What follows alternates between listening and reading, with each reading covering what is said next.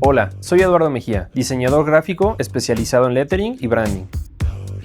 Llevo varios años como diseñador independiente trabajando en proyectos para distintas casas tequileras, bebidas espirituosas, artistas visuales, cafeterías y restaurantes. He tenido la oportunidad de trabajar con clientes de Estados Unidos, México, Argentina y España. Hoy en día, el lettering es un medio muy empleado para promocionar marcas y existe una gran variedad de propuestas y estilos. Por esta razón, uno debe destacarse estudiando los distintos contextos y épocas para seguir perfeccionando los trazos de las letras. En mi trabajo, busco siempre ser un apoyo y guía para mis clientes a la hora de construir su negocio o marca.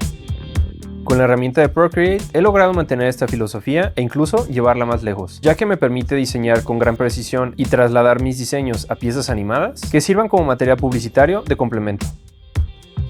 En este curso de doméstica aprenderás a diseñar una pieza de lettering animada utilizando la aplicación de Procreate.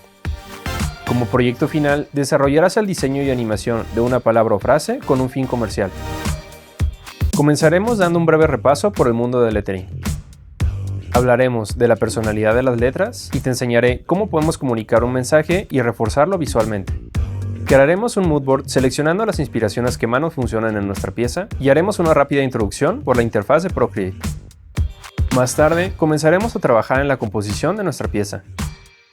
Exploraremos los distintos ornamentos y florituras de la letra y te daré algunos tips que he aprendido con los años para lograr un trabajo profesional.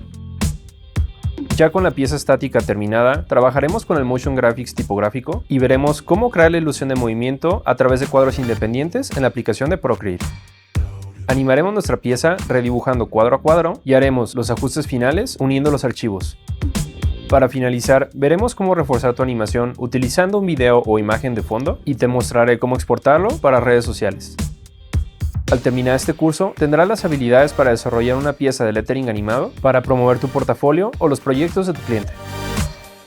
Para tomar este curso, deberás de tener conocimientos básicos de dibujo de lettering, así como un iPad con Apple Pencil y Procreate.